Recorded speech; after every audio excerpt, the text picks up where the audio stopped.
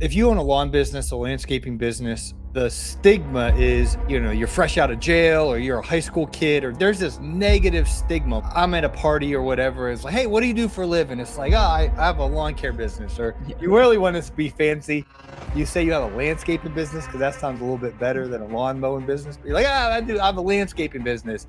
And people just don't take you serious. So like, oh, you must just got out of jail or high school. Yeah. It's industry that's like, you guys are losers. That's how the public views us, which we know that's not true. We're pretty cool. And most of my friends are pretty rich. The stigma is negative. So how do you build a memorable brand in an industry that's kind of frowned upon? In any good story, there's a hero, and then there's a problem that the hero encounters, and they search for a guide. So you're the hero. You have a problem. We are the guides. We have a plan that's worked for a bunch of businesses that we work with.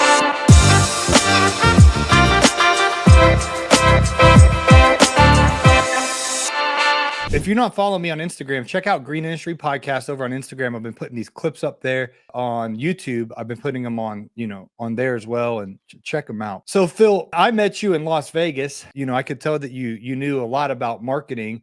My audience owns lawn care businesses. Some guys, a lot of guys do lawn mowing. Some guys own landscaping businesses where they do a lot of enhancement work. If you were to start a lawn care business today, how would you market it and attract those ideal customers? Yeah, for sure. So BNI networking groups are really good. I don't know if you're familiar with them, but I'm a part of a BNI, and it's a home run for getting referral business from other local business owners or salespeople in the market. So definitely get inside of some type of networking group. It's a quick way to get leads. And then I would also definitely obviously set up a Google business profile and start getting reviews on there. Once you get a decent amount of reviews in your marketplace, you can set up what are called Google local service ads. And typically, like for the landscaping, but you can see the cost on Google, but typically they're around like $12 to $18 leads straight on Google. But you have to have a decent profile in order to be shown. So that's good. And then I would also make sure that you have a solid or decent website or Facebook page or something with like before and after pictures, some simple call to actions like, get a quote or, schedule an estimate or something like that. But really, if you're just getting started, I would say those are kind of the pillar things. And then using some type of a CRM or some way to retarget your customers. Obviously, you want to sell them, reoccurring services. But maybe if you're just doing like a cut and you don't actually get them on some type of a plan, having some way to like reach back out to them automatically, whether it's like through email marketing or text marketing or something, you want to have some components of that in the business. Going back to the Google business profile. Yeah. What's a good Google business profile? Somebody who's established and trustworthy. What should they have on there? Yeah, for sure. So if you go to google.com/business, you can either like set it up yourself or you can go in and find your account. But basically what you want to have is pictures on there. Google has kind of like, they don't really share the algorithm, but essentially it's like having everything filled out that they want. So you want to have pictures, your phone number, your website. You have an option to be posting on there. So you want to be able to post on there. And then you want to respond to reviews and get reviews. 17% of the ranking is reviews. Wow. So coming up with the strategy for reviews. So like you could come up with like a card kind of like this, like with the QR code, and then have this. Hold on, time out. How do you make a QR code like that? I'm seeing these everywhere. How do you make a QR code? Well, we have a video on our YouTube channel, but basically you get the link that you want, and then there's a website called qrcodegenerator.com, and you just go there, put the URL in, and it's going to make a QR code for you. Is that free or you got to pay for that? No, it's free. Yeah, it's free. For landscaping specifically, though, a lot of times you're cutting and the people aren't home, so it's kind of hard to get reviews. So what we would recommend is if you use a CRM or something else is you could text them the link and just say like, hey, everything looks good. If you don't mind leaving me a Google review, it really helps new people find me. That works really good, or some type of an automated way to do that because, sometimes people are not home or available. If you're looking at home service-based businesses, Google business profile, how many reviews, would you say, okay, you're trustworthy? Yeah. So assuming they're good reviews, Yeah. So, well, first off, what we found in the data is that about 97% of people are actually reading reviews before they decide to work with the vendor.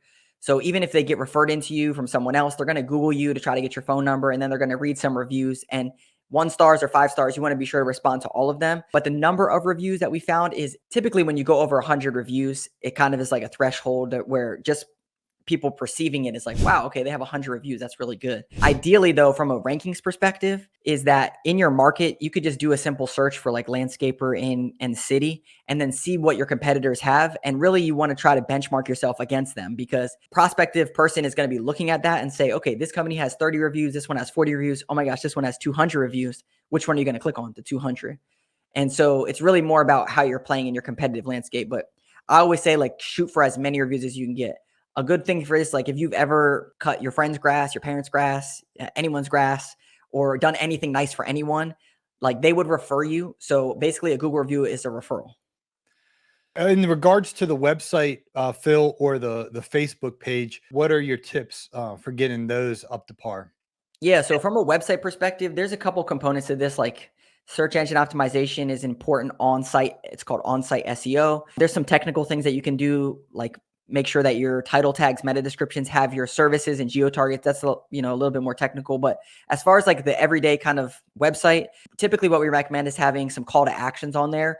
A lot of times people just put like get an estimate. Some other good ones are like a chat widget on your website that turns into a text option, which that allows you to get the lead off of those site. But then if you can't respond right away, it allows you to text them. So that way you can, automate that process, or have a CSR text them or work the lead. Another one that works really good is an estimate calculator. So if you see a lot of these big chains of like Mosquito Joe's, whatever, True Greens, on their website, they have a lot of like C pricing, but it's hidden behind some type of lead capture. And so if you can create some type of like an estimate calculator, that works really good, because what we found is that when people go to your website, they want to know two things. How much is it going to cost and when can you do it? And so if you can try to answer one or two of those questions, maybe there's a schedule option, online scheduling, and then also an estimate calculator that turns into a lead. Those are really good tools to have on your site to convert website traffic into leads. That's fantastic. So who are some of your customers that you help with Phlash Consulting, and what's your services? Like how do you help home Yeah. service-based businesses? Yeah, for sure. So we do three things really good. We help create visibility for businesses. So like SEO, running ads, business to business marketing. We do conversions, like when people get onto your website, actually converting them into leads. So some of those lead capture forms, things that I was talking about, we create them, monitor them, create automations. And then retargeting is the last one, which is all these prospects and customers are sitting in your database. Maybe they used to work with you, or maybe they reached out to you at one point for pricing. We take all those people and then we create retargeting campaigns to go after them. So we do like monthly newsletters, text message marketing, email marketing, stuff to continue to fill the hopper. So we work with local service business all over the country, and we help them as kind of like an outsourced marketing team. The reason that we call it Phlash Consulting and not Phlash Digital is because we have consultants that work in the business with the business owners as almost like a fractional marketing team. And so it works really good, especially if they have a CRM. We go in and pull all the reports from a marketing perspective, and then we go back and we make decisions based off of their actual numbers. So we're not just like kind of guessing out here what's working. We're actually taking their data and making decisions off of it. Wow, that's so cool. And I met you at a Jobber event. How did you get connected with Jobber? Yeah, so we have clients that use, Service Titan, Service Monster, House Call Pro, Jobber, all these different CRMs. And so I'm a part of the Facebook groups for a lot of these platforms, and I would chime in on different marketing questions. And so Jobber has, people in there that ask marketing questions, and then I'll usually just add value. We have like a YouTube channel and blog posts and a lot of content out there to help people. And so I just try to add value. And so I was in the Facebook group, and then Jobber saw my posts in their group, and then they reached out to me and were like, hey, can you come out and be on our podcast? So it's really that organic, just adding value. That's how I got in touch with them. Wow, that's super cool. What was your experience like out in Las Vegas? Pretty ritzy ditzy out there, wasn't it? Where they Yeah, man, it was crazy. It was like super top tier. I had no idea like what was going on. I didn't even know where I was staying until I got there. Like I didn't know the Wynn Hotel was like this really nice one. I just told my wife, I have a wife and a daughter who's 6 months, and I was like, I'm just going out to Vegas, to be on this podcast. See you later, wife and baby. I'm going to Vegas. Yeah. And she's like, well, where are you staying? What are you doing? I'm like, I don't know. Here's the itinerary. And then like literally when I landed, she looked it up and she's like, this place is like really nice. And she looked up like how much it was a night, and she's like, this is really nice. And I'm like, yeah, I'm here right now. This is crazy. So my experience was like super, top tier, like really, it was really good. Yeah, I was out at the pool because I was there for, had, a bunch of free time, and some woman walks up to me with a tray of grapes. She's like, would you like a grape soda? Yeah, And I said, no. where's my palm leaf? Can you call those people over, please? Or whatever I that. was like, I didn't know if they're gonna charge me like $20 for a Yeah. grape because it was like I think it was $13 for a bottled water, something like that. Oh my god. Erica Kruppen was on the podcast with me Oh that yeah. morning, and she's like, "Let's walk across the street and Ghetto gas station." And even at the Ghetto gas station, it was $6 for a bottled water. Oh So, my god. damn, Yeah. Vegas be you're in the middle of the desert. You gotta stay hydrated. So they Yeah. jack up the prices. Yeah. It was crazy, but it was a really good experience. I got to meet you, got to meet Erica, Mhm. and yeah, she was cool. Yeah, she has a really cool business, and a lot of the people that were there, just like awesome, like good business owners.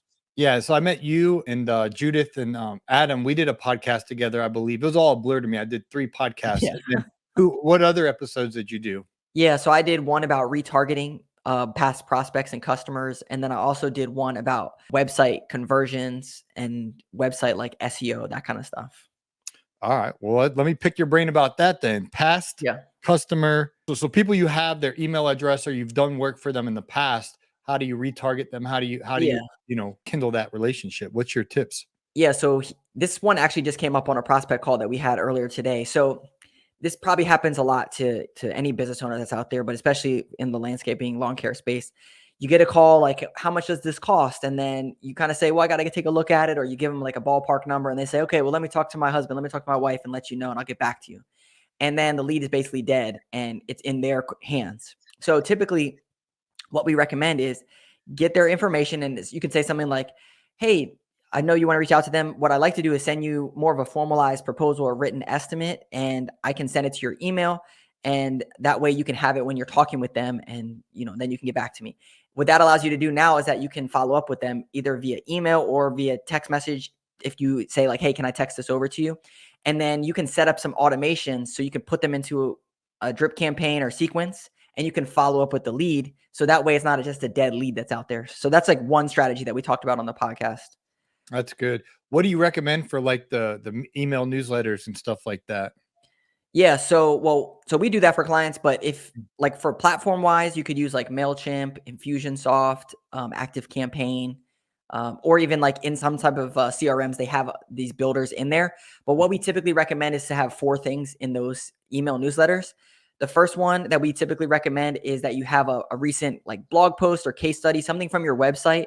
It could even just be like a page on your website and just sharing like maybe you do hardscaping or maybe do irrigation or mosquito spraying, fertilizer, whatever, like whatever's relevant to the time, you share that kind of like a cross-selling option. Then we recommend having a social media post in your newsletter, like a recent one that had a bunch of likes from the past month or something that had the most activity.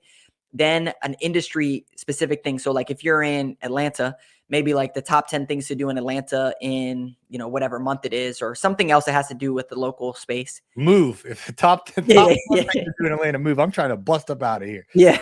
And then I'm over Atlanta. the fourth thing that we recommend is some type of a customer review or testimonial. So you could take a review from Google and then put it in there, and then maybe like a picture of the service or something like that. And so your newsletter could be structured exactly like that. And then you can have a call to action. So whatever's a relevant call to action for you. It could be a referral, hey, if you refer us, you get whatever, or like it's time to do your fall, maintenance or whatever the call to action is. And those newsletters work really good for engagement. A lot of our clients, like when we start with them, they're getting 10, 20% open rates, which is average. And we have some clients right now that get 70% open rates. And Wow. we have one arborist that gets like 65, 70% open rates. So Wow. And what's your suggested frequency again for the email newsletter? yeah, so typically for those types of open rates, you want to do once a month. Once a month. We have some companies that we work with that do twice a month, but like they're getting like 35, 40% open rates. There are these subject line testers that we use, but basically they'll test your subject line to tell you if it's going to be open, like a good open rate or not. Wow. And so we'll use those, and then we'll create the nice content and then send it out. But if you're a business owner and you're trying to do some retargeting, the newsletter is a really good option, especially for cross-selling and getting in front of, if you have, 100 people, 1,000 people, it's really good to do that. Yeah. Well, you're preaching to the choir here, but to you guys listening and don't have an email newsletter going, Absolutely. I highly recommend it and personally do it. So Yeah, absolutely. Yeah, we do too. on the website conversions, that's a very, very interesting topic. What are some, and again, we got lawn care businesses selling weekly lawn mowing. Some guys are selling fertilization and weed control. Some guys are selling mulch, sod. pine straw, yard remodels, things of Yeah. that nature. How do we get sales, or how do we convert a website visitor into a paying customer? Yeah. So our benchmark for website traffic into leads is 10%. So if you get 100 people to your website, you should shoot to target 10% of those people can turn into leads. There's a couple different ways that you can convert leads. If you have a CRM like Jobber, for example, they have online scheduling. So you could set up a opportunity to do estimates, and then you could set up online scheduling with Jobber or whatever platform. You could use Calendly or something else and just have something where people can schedule an estimate online. And then this would alleviate the process of you going, calling them, back and forth, whatever. The other thing that you can do is, let's say it's like irrigation or mowing or whatever. On your form, you could have like an estimate form that people could fill out where you allow them to upload pictures of their lawn. And so like with the arborist I was telling you about, this helps streamline their process so much, because when they uploaded a picture of their tree, then they could easily give them a price on pruning or whatever. They didn't have to actually go out on site and do the estimates. They could just take a picture of it and look at it. Now I know, you could look on Zillow and all that stuff to find their information, but this is just another way to gather some relevant information. Another thing is, if you do like irrigation or other more high ticket items, you could create full on,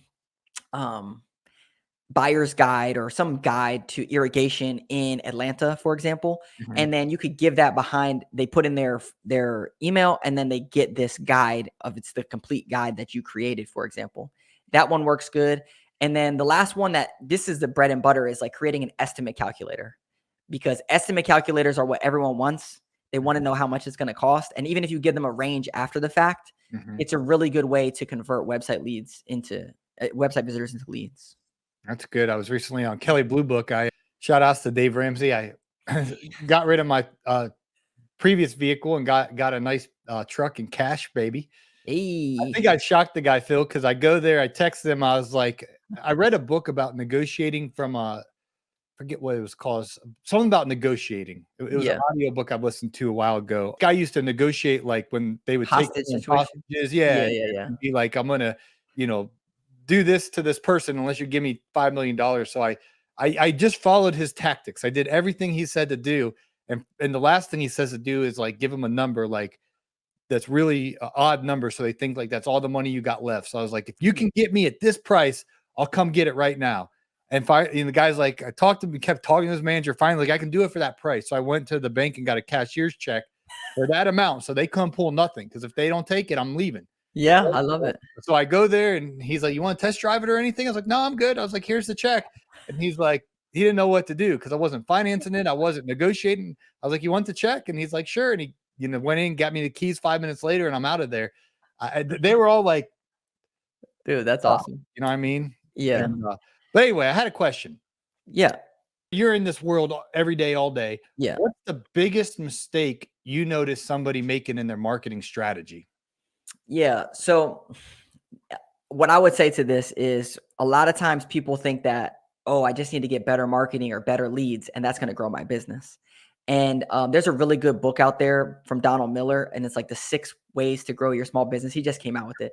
But basically what he talks about is like, your business is an airplane, and the pilot is you, and the engines are your marketing and your sales, and the wings are your products or services. The body is your team, your overhead, and then the fuel tank is your cash flow, excuse me. And so basically what I see is a big issue is that a lot of times people are just running from marketing channel or marketing to marketing to marketing, instead of focusing on growing their business holistically. From a marketing perspective, the biggest issue that we find is that, again, people are running from ad channel to ad channel. They're not actually building a brand in the marketplace.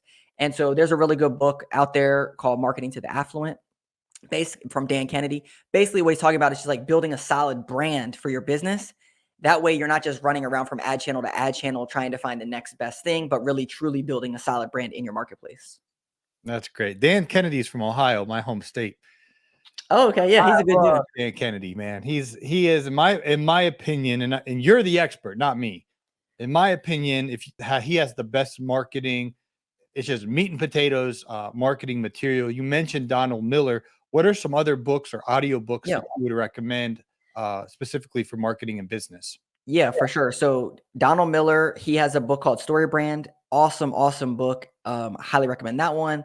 They Ask You Answer by Marcus Sheridan is an awesome book for content creation. Like if you're thinking about making content like videos or blog posts and you don't know what to talk about, if you read that book, I promise you it will change your mindset about what you're creating because it's amazing. Speaking of Dave Ramsey, in business books specifically, there's a book by Mike McAllister called Profit First. And that book is amazing. It's transformed my business, transformed a lot of my clients' business. And it just really helps, like from a budgeting perspective, what Dave Ramsey does for personal finance, this basically does it for your business. So it's a really good book. There, E-Myth 2.0, I'm sure you probably heard that one from Michael Gerber. Yeah, those are some of the most recent ones that I would recommend for sure. Yeah, those are all good. And Yeah. that Dan Kennedy, Marketing to the Affluent. I'll have to, most of his books that I have on audiobook are like, they have BS, like no BS to this. No Yeah, BS it's to this. that. It's this one. Let me see it. Okay, so no BS Marketing to the Affluent. So there's a guy in the home service space named Tommy Mello. I don't know if you know him or not. Tommy. He's basically he's building he's over $200 million garage door company. Oh yeah, I've heard about this Yeah, guy. yeah. Down in Phoenix, Arizona, or something like that. Yeah. Okay, A1 Garage. that's it. Yeah. I've So heard all about him. yeah, so he swears by this book and a lot of other stuff, but he always references this book, which is why it's top of mind for me. But yeah, he definitely knows his stuff really good. Yeah, I'm gonna have to see if I can listen to that. I'm got a trip to Louisville, Kentucky, 6-hour drive next week, and I don't know what audiobook I'm gonna listen to. So maybe I'll have to see if that one's on audiobook. Oh yeah, it's really good. You'll really like it. You'll really like it. I'll check it. I might actually have it in my. I keep buying 12 credits for Audible, and then I'm like, I download audiobooks and I don't listen to them because I should. So I'll have to check that one out.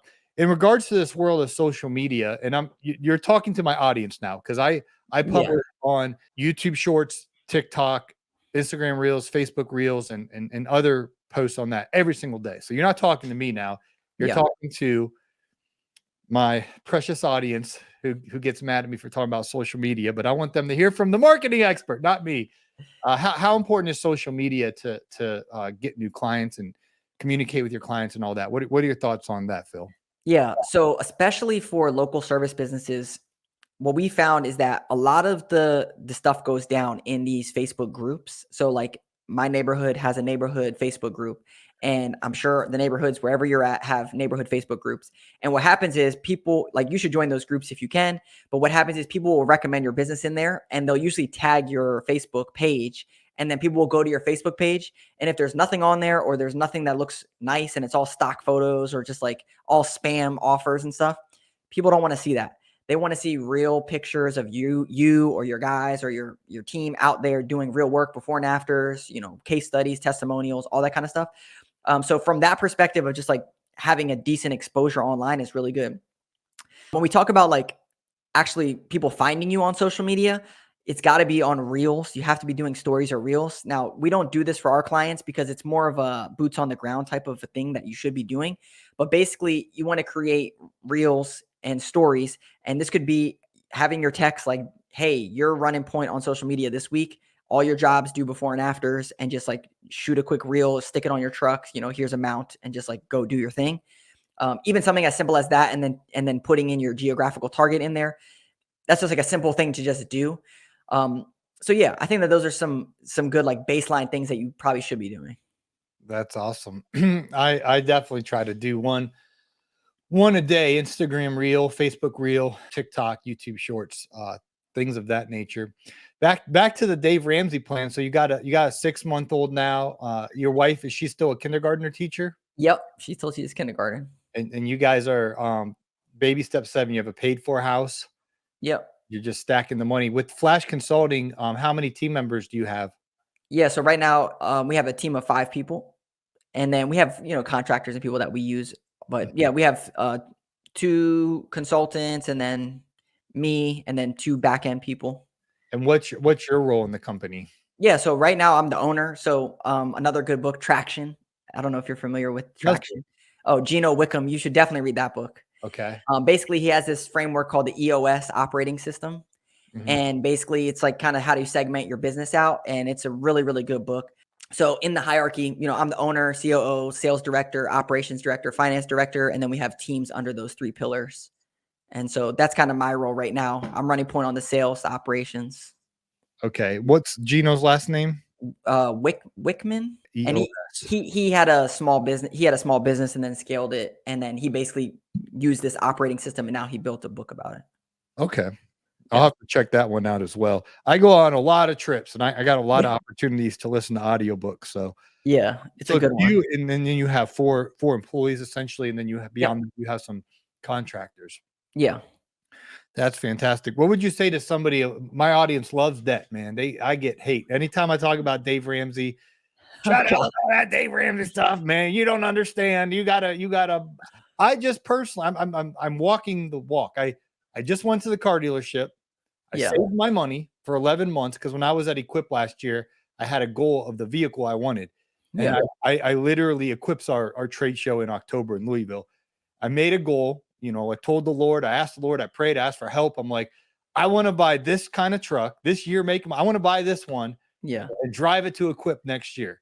But I mean, I could have went the next day and just financed it and all that. Of No, course, it would have been easy. I saved up my money. I went in there. I got my cashier's check, my negotiating thing, and I got the truck, and it's peaceful. You're way beyond me. You have to pay for a house, baby step 7. Yeah. I'm sure you have quite a bit of money in your investments and all that. But what's your advice to someone running a lawn care business that uses a lot of debt, Phil? What would you say to that person who's obsessed with debt? Yeah, well, it's your choice. If you want to use debt, you can. Personally, that's not something that I would do, but I have a unique experience with this because I used to sell fleet management services, which was like, cycle your vehicles, take Mhm. on finance the vehicles or lease them, flexible finance them, and then, cycle them every 4 years. And so in some regards, that's not a bad plan. The thing is that what I found, at least like in my business or other businesses, that when you have the debt, you also have the risk involved with it. And so it can be a little bit overwhelming when you have that component. But I know like in landscaping, it's like, hey, I got to buy this, $50,000 piece of equipment or whatever it is. And so I can't do my job unless I have this. I could rent it, but it costs a lot of money. And so I'm not saying it's not something that I would do, but you could always buy a used thing or something else that, wouldn't take on debt. But in business, I totally get it. Like you might need some upfront costs if you're going to be getting started and you don't have any money. So how do you make money if you don't have any money? You're kind of in a catch 22. There's always ways around it, but that's kind of my 2 cents on it. In the fleet side of things, cycling the vehicles, what they found was that like if you have a payment of $800 or $1,000 and you cycle them out every 4 years, but you don't have all the expenses of like oil change or breakdowns and like new engines and all this stuff. What this would allow you to do is basically you're just taking all of the maintenance and then just putting it into a payment and having nice trucks out on the road. So it kind of, works aside from the other way. So that's how they would frame it. And I don't think it's a bad way to look at it, but it's not something that I would do. I got you. It's always good meeting a fellow Dave Ramsey listener. I'm assuming you're a listener. You're activating your plan. So Yeah, I'm a big Dave Ramsey guy. I mean, the one thing that we don't do is that we do use credit cards and then we pay them off. I got you. Yeah. You mentioned Donald Miller earlier, Story Brand, and I follow him on Instagram and see his content and stuff like that. How, if you own a lawn business, a landscaping business, the stigma is, you're fresh out of jail or you're a high school kid, or there's this negative stigma. Like if, I'm at a party or whatever, it's like, hey, what do you do for a living? It's like, oh, I have a lawn care business. Or you really want to be fancy, you say you have a landscaping business because that sounds a little bit better than a lawn mowing business. But you're like, I have a landscaping business. And people just don't take you serious. They're like, oh, you must just got out of jail or high school. Yeah. And so how in this industry that's like, you guys are losers. That's how the public views us, which we know that's not true. We're pretty cool. And most of my friends are pretty rich. Like, Yeah. But the stigma is negative. So how do you build a memorable brand in an industry that's kind of frowned upon? Yeah, for sure. So if you get a chance, read the book Story Brand. But essentially what he says is in any good story, there's a hero and then there's a problem that the hero encounters and they search for a guide. And so that's kind of the first part of the framework. So the hero is not your business or you, the hero is the customer. And the customer has a problem in that they don't want to cut their grass every week or whatever their problem is, irrigation or whatever. then they're looking for a guide, which is why they go to Google and they search for who's the best company. That's why they're reading reviews. They're evaluating who's the best guide. How they evaluate that process is they're looking for a guide that has a solid plan, that has a predictable outcome. So like with Star Wars, there's a hero, he has a problem, he finds Yoda, and Yoda has a plan for him, and then he already knows it's going to work.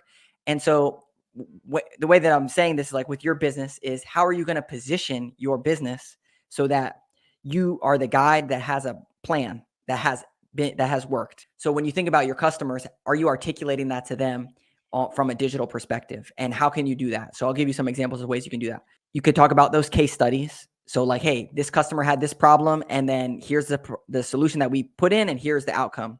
So you have a nice, review, before and after pictures, that kind of stuff. The other thing you can do is you can literally show them what your plan and your process is in like a video. So you want cutting every single week. Okay, but what does that actually entail, and what does that mean for you? So here's what happens. This person comes out, they do this, this, and this. At the end, they do this, this, and this. And, you kind of tell them all the stuff that you're doing. That's your plan. And then they can choose, do I think that this is going to give me the outcome that I want or not? And so that's really the story brand framework. And so for your business, you want to position yourself as the guide, not the hero. And a lot of times people think of themselves as the hero that's going to come in and save the day when you're not the hero. That is so good. That was very, very well said. Very good summary. And that brand book is called Story Building or Story Brand. Yeah. So Donald Miller, he used to be a writer, and he used to write movies and stories and all this stuff. Mhm. And then he started working with like one of his friends who owns a business, and he's like, oh, it's the same thing as, writing a story. And so that's how that came about. But it's really, really good if you come up with a plan, and he has, ideas and things in his book, which is good. That's absolutely fantastic.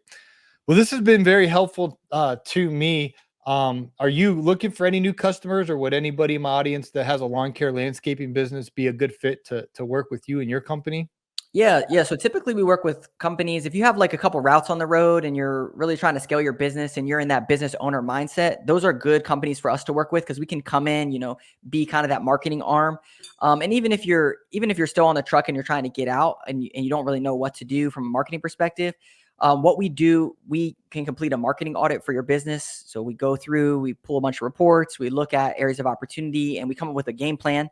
And then we meet with you for 30 minutes. We roll out that plan, and whether you work with us or not, at least you have some type of a model or path to working together. So same thing, story brand. You're the hero. You have a problem. We are the guides. We have a plan that's worked for a bunch of businesses that we work with. We scaled a lot of businesses.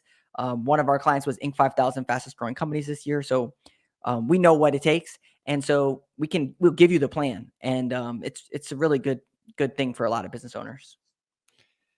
And Phil, I can have Mr. Producer put your link in the show notes for these episodes. But what is the place where folks can go? So phlashconsulting.com, Phlash, PHLASH consulting.com. We're on YouTube, LinkedIn, Instagram. But if you go to the website, you can even just get like a local search audit to see where you rank in your local market. That's free. You just put in your Google business profile. And then you can also just set up a time right on our calendar. It says discuss your business, and you can just set up a time, and then we can get to work for you. That's great. Is there anything we're leaving out here that you want to share? If you're looking to grow your business, I just highly recommend getting as many podcast books in as you can. I know I have a business, a lot of business owners out there, and it can be really tough to find good quality people to work with. And so if you're looking for digital marketing help or just anything in general, like from a business perspective, you can reach out to me on LinkedIn, and I'm happy to point you in the right direction. I'm all about like giving as much as I can and, hopefully helping out. So just feel free to reach out. And for me personally, this is a personal question. I got the 6-hour drive to Louisville, 6 hours back. I got 12 hours listening to audiobooks. From my takeaways from everything you shared, the Gino Wickman EOS and the Dan Kennedy Marketing to the Affluent, is that my two best next audiobooks according to Phil? Yeah. So the book for Gino is called Traction. Yep. And the operating system is called EOS. It's the Entrepreneurial Operating System. And that's what he talks about in the book. And he kind of coined that. That's his phrase, because I've been hearing a lot of people talk about this EOS. Yes. So he actually created EOS implementers that then, there's people out there that will go and implement his system in your business. The marketing to the affluent is really good if that's your target market, which most people it is. I think that that's a good book. The Story Brand one is really good, and it's an easy read. The marketing to the affluent, it takes a little bit to get into it. So it's a little bit. I love Dan Kennedy. Yeah. Okay. Good. I've read. I listened to, I don't know, the majority of his audiobooks. And the Story Brand Donald Miller, I've been through that one 2 or 3 times. Okay, good. That's definitely. How about Profit First? Have you read that one? Oh yeah, Mike McCallum. Okay, good. And I implemented a hybrid. So I have essentially, after listening to his book 3 or 4 times, I run all the money into an income account. Yeah. And then I put a percentage into my tax account, which makes sure my quarterlies are good. Then I have another account for the OpEx, the operating expenses. Yeah. I know he has 5. I think he has an owner's draw. I forget what the other one is. Yeah. Or the profit account. Profit, yeah. So I took what he said and I kind of made my own system, but I have really, really, really good bookkeepers, and financially things are thankfully in order, but his book definitely played a big role. You know how it is. I didn't do like the whole Mike McCallum's plan, but I did a hybrid of it. And yeah, I've listened to that book 4 or 5 times. Yeah. And he actually has another good book for landscapers or, lawn cutters, whatever, called Pumpkin Plan. Lawn cutters. Lawn cutters. Whatever you're going to call them. You lawn cutters. Lawn cutters. It's called the Pumpkin Plan. And that book is really good. That has helped my business tremendously. And it's more about like ranking your customers and how, like, what makes a good customer, because we all have those crazy people. And so it almost like gives you, like, we rank all of our customers on a quarterly basis. And then we say, like, who do we want to cut or who do we want to keep?